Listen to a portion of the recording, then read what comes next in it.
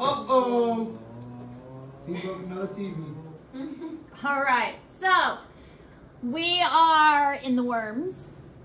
We've done Platymenthes, Nematoda, and now we are on Annelida. Annelida are these segmented worms. So we are moving right along. With Annelida, we are going to learn Polychaeta, the Oligochaetas, and the Hirudinias. The Polychaeta are the marine worms, the Oligochaetas are the earthworms, and the Hirudinia are the leeches. So these are all worms that have segments, making them different than the roundworms, because roundworms were roundworms that did not have any segments to them. And of course the flatworms, they were flattened, and they were mostly like the parasitic ones, like the flukes and the planaria. So now we are moving on to the segmented worms. So we are keeping a pretty good pace. And we are going to dissect a worm before too long. A worm? Yeah. A big earthworm. Nice long. And again, there are surprisingly more things in a worm than you would realize. You may think a worm is boring, but there's more in them than you'd realize.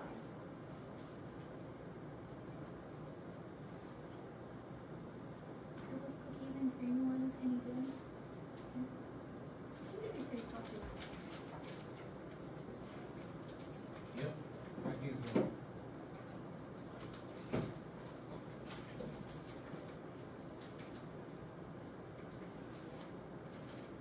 Here, Doug, you want Capri Sun, bro?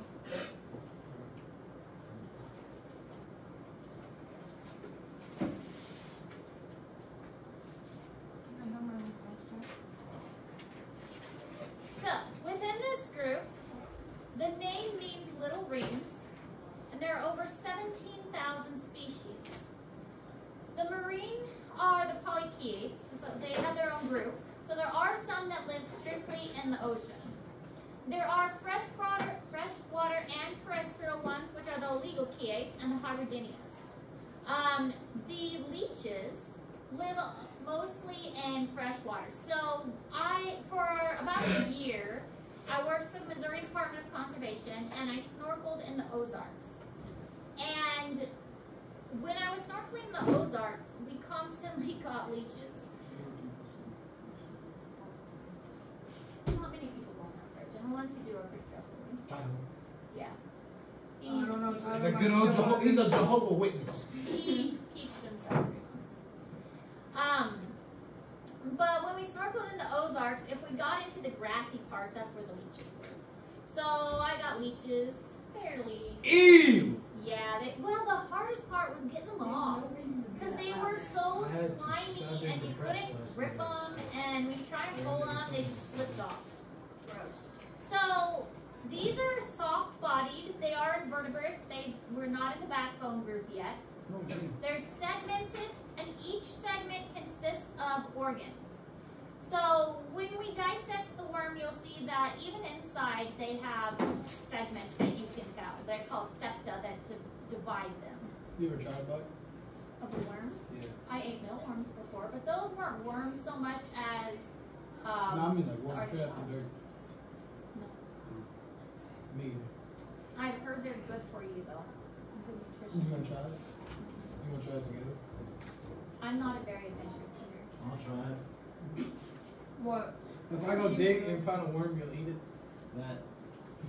Well, he What did if I bring you just eat some a fish bug and off things? of his collection. That's true. You had a whole bug off your collection? Yeah, I ate a grasshopper. He did.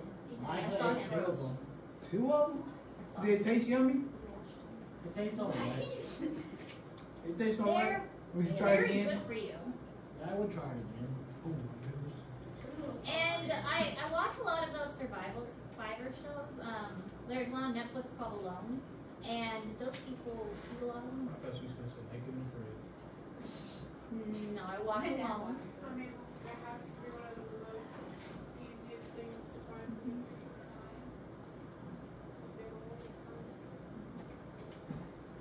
Nah, I'm not even going to worry. Even though you wouldn't do a worm poop in my mouth and eat it. Just what? No.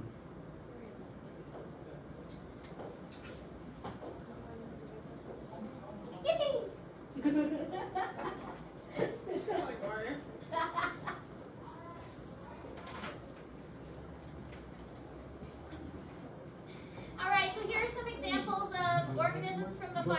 Annelida. Now, obviously, the first thing most people think about are earthworms, but there are so many other things from this group. And here are some pictures of other types. There are fanworms and, leeches are one of the examples, but a lot of the marine worms are very colorful and very pretty. So we're going to look at some of those as well. Earthworms aren't the only thing. There are many other kinds out there besides just earthworms. Earthworms are just the ones we think of most. So these are coelomates. They do have a true body cavity. With flatworms, it was acoelomate, so false body or no body cavity. Then with roundworms, it was pseudocoelomates, which was the false ones. And now we have true body cavities. So we've progressed with each worm group from no to false to true. So we've progressed. They do have a one-way gut, so a mouth to an anus, so the food goes one way. And they have a neural ganglion, which is kind of like a brain. They're starting to get a little bit smarter. They have a pharynx, which we'll be able to see when we dissect them. So they have a throat region. And they do have nerves. The nerves are actually quite difficult to see. We'll be able to find the head on the worms. But the problem is we don't know which side is like top or bottom because they're round. So we'll be able to find the head, but when we dissect them, we don't know which way is up or down.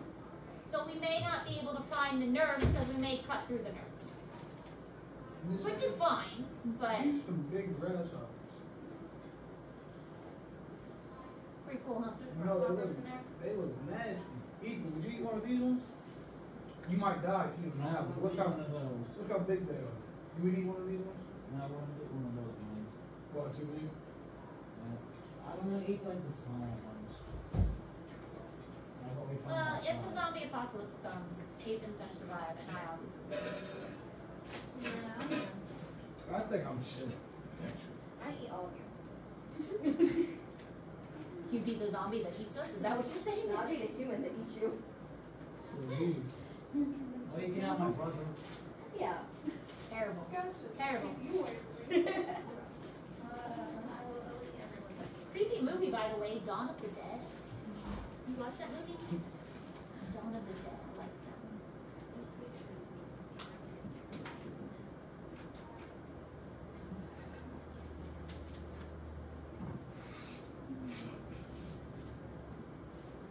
Good, take it. Take a drink.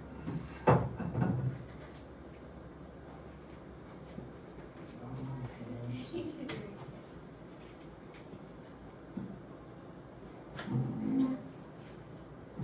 Ew!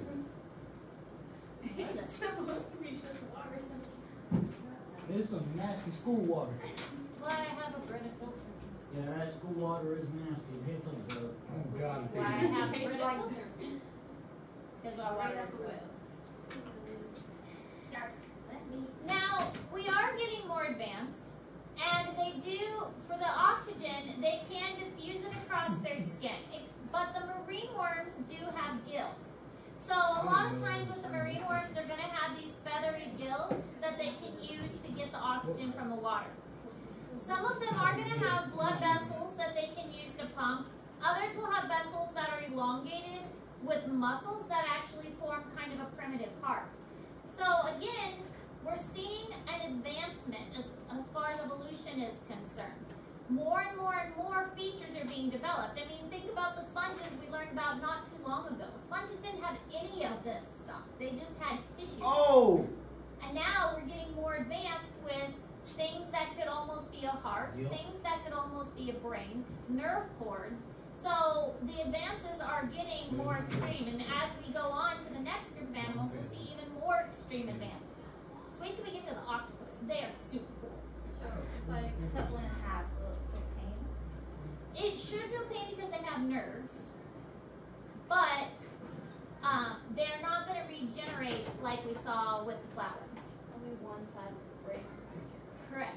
The side with what we're going to learn is the reproductive part, which on worms they have that big piece, like that bigger piece on the worm. Yeah. That side will grow and survive because that has all of the all the pieces needed for survival. The rest of it is just like intestines.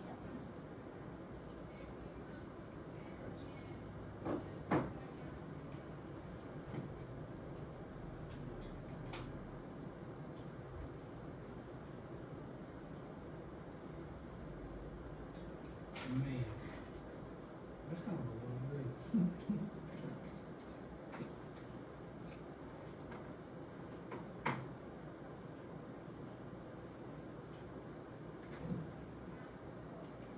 All right, so as far as muscles, they have circular and longitudinal muscles.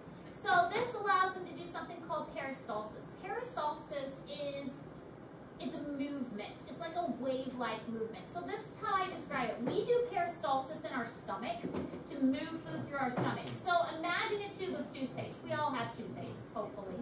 Hopefully you have toothpaste. So when you squeeze toothpaste, I mean, unless you're like a savage or something, you squeeze it from the bottom up, okay? So if you squeeze toothpaste from the bottom up, then you squeeze around and then you squeeze upward. So you're using two different movements, around and up, okay? So that is what the circular muscles are squeezing around and the longitudinal muscles are squeezing up. That is what peristalsis is, squeezing around, squeezing up, and that gives it that wave-like movement. So that's how a worm moves, squeezing around, squeezing up, and that's what our intestines does to squeeze food through. So that's that peristalsis movement, squeezing around, squeezing the food through the digestive tract. So worms do that too to move. Our stomach does that to move food through. Worms do that to move, a wave-like movement. And you can imagine, or like if you eat, do you ever eat that yogurt that's in a tube? Yeah. Do you eat that when you were little? Same idea. You squeeze around, you squeeze up to make the food, or the yogurt move through the tube. Same idea. Oh, or those popsicles that freeze. Yeah, you squeeze it and move it up. I remember like we used to have those back when we were the concession stand. Yeah, the frozen popsicles, those are good things. And the plastic. Except the plastic would sometimes hurt my mouth. It would. Anyways, that's peristalsis. Sounds like skin issue. So then the worm also has something called setae, and these are little bristles. Now you're not going to be able to see them on the worm because they're so small, but it does give the worm kind of a roughness on the outside. These little bristles help them to move, and it also helps them to burrow. Have you ever tried to grab a worm and pull it out of its hole? They resist, don't they? Surprisingly well. And that's because these setae are holding them in the dirt. Also because the worms are slippery and kind of slimy. But these setae are gripping and holding them in the dirt, and these little hairs are holding them in there. So these setae, which we have trouble seeing, are actually kind of used for gripping and holding and moving them through the dirt.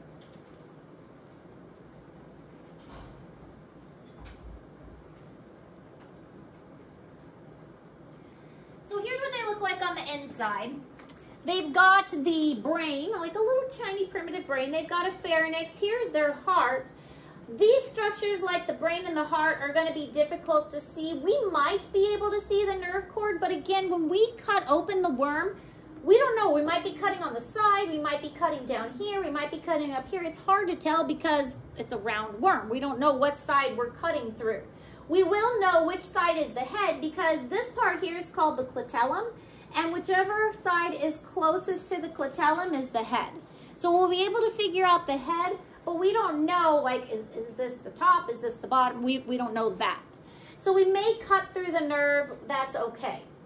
But the heart kind of wraps around. We'll be able to see the crop and we'll be able to see the gizzard, but it might be difficult for us to find the nerve cord. We will be able to see the receptacles and the sperm sac. The ovaries will be a little difficult for us to see though because those are pretty small. All right, that's all we're learning about today. Look at that, short notes.